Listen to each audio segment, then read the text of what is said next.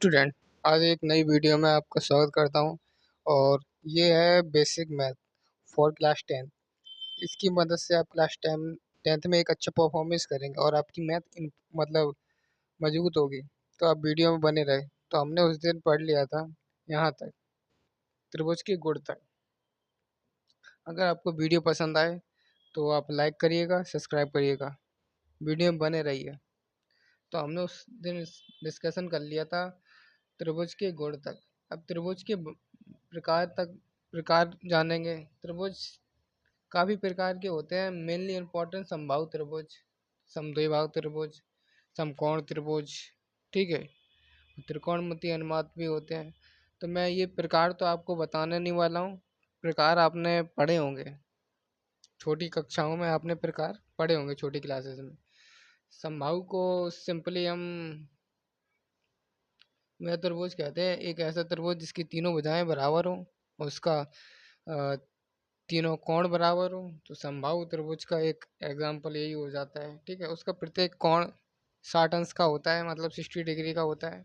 समद्विबाहु त्रिभुज में ये हो जाता है कि उसमें दो भुजाएं बराबर होती हैं और उसके दो कोण बराबर होते हैं, उस समद्विबाहु त्रिभुज कहलाता है। समकोण त्रिभुज में एक एक कोण समकोण होता है, ठीक है।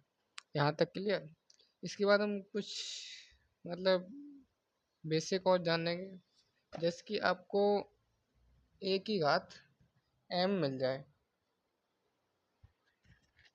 जैसे आपको कुछ ऐसा मिल जाए, ए की घात एम मिल जाए, तो ये घात है ना ऊपर, तो इसको हम घात कहेंगे, ठीक है। इसको हम पावर कहेंगे, ठीक है। और ये नीचे बेस है ना, इसको कहेंगे आधार, यानी कि क्या नाम है, बेस कहेंगे, ठीक है। अब इसी का आगे समझते हैं। कुछ तरीके हैं, जैसे कि ए की पावर एम, ए की पावर एम गुणे ए की पावर एन हो। जब बेस सेम हो तो जो घात है ना वो ऐड हो जाती है, ए एम प्लस एन, ठीक है। इसके बाद दूसरी बात ये समझेंगे, जैसे ए है उसकी घात एम है, डिवाइड में ए की घात एन है, तो जो भाग में है ना, जो भाग में और ये बेस सेम है, तो हम ये सेम करके इसको माइनस कर देंगे। भाग में घातें माइनस होती हैं, ठीक है। इसके बाद तीसरी पॉइंट ये है आपके लिए कि जैसे कि ए की पावर एम है और होल की पावर एन है, तो ये इसका पावर, ठीक है। ए की पावर एम की पावर एन है, ठीक है। तो जो घातों में तो वो इंटू हो जाएगा, ए की पावर एम इंटू एन, ठीक है। और ऐसे चौथा पॉइंट समझे, ए जैसे ए बी की पावर, ए और बी दोनों की पावर एम है, तो पावर डिस्ट्रीब्यूट हो जाएगी, मतलब बट जाएगी, ए की पावर एम और बी की पावर एम। यहाँ तक समझे। एंड ऐसे पांचवा पॉइंट आपके लिए है। ये इंपॉर्टेंट पॉइंट्स हैं जो आपके लिए बेसिक ज़रूरी है जानना है, क्योंकि 10th में जरूर हर मोड पे इसका काम होता है।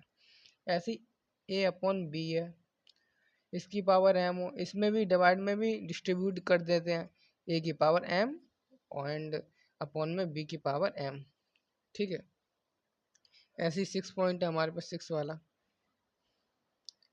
ये ए जो है और बी है जी कांस्टेंट है और ये भी कांस्टेंट है, तो उसकी पावर है। ऐसे इसका यूज जैसे देखो, ए की जगह जैसे 2 आ गया या एक्स आ गया, एक्स मान लो, अपॉन में वाई बी की जगह। तो जब एक्स और वाई है और इसकी पावर 2 है, तो हम डिस्ट्रीब्यूट कर सकते हैं एक्स स्क्वायर अपॉन में वाई स्क्वायर, तो ये सही तरीका होगा, ठीक है। ऐसे ही 6 वाला पॉइंट आ रहा है, जैसे रूट ए है, तो हम रूट ए को, ये रूट है ना, रूट आधी पावर तो होता है 1/2, इसको हम ऐसे भी लिख सकते हैं, ठीक है। और 7 वाला पॉइंट हमारे पास, जैसे रूट ए है और वो एन पावर दे दिया है उसकी, तो हम टोटली हम कह सकते हैं कि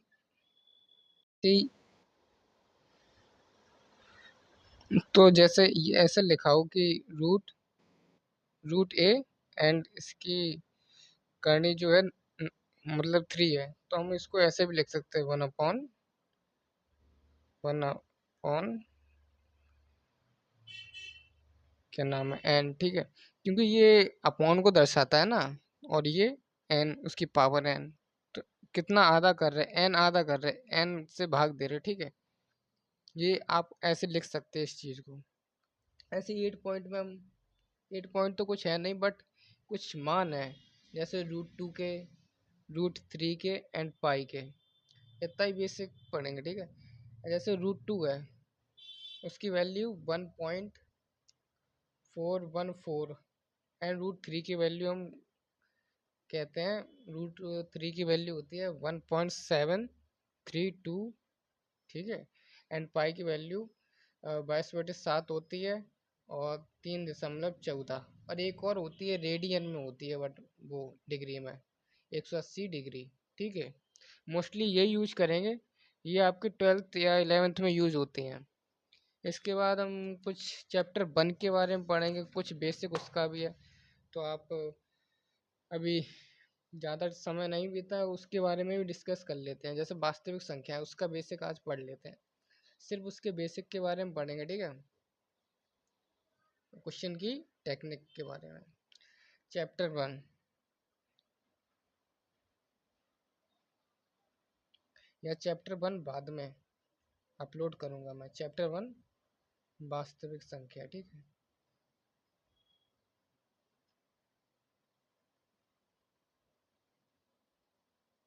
रियल नंबर,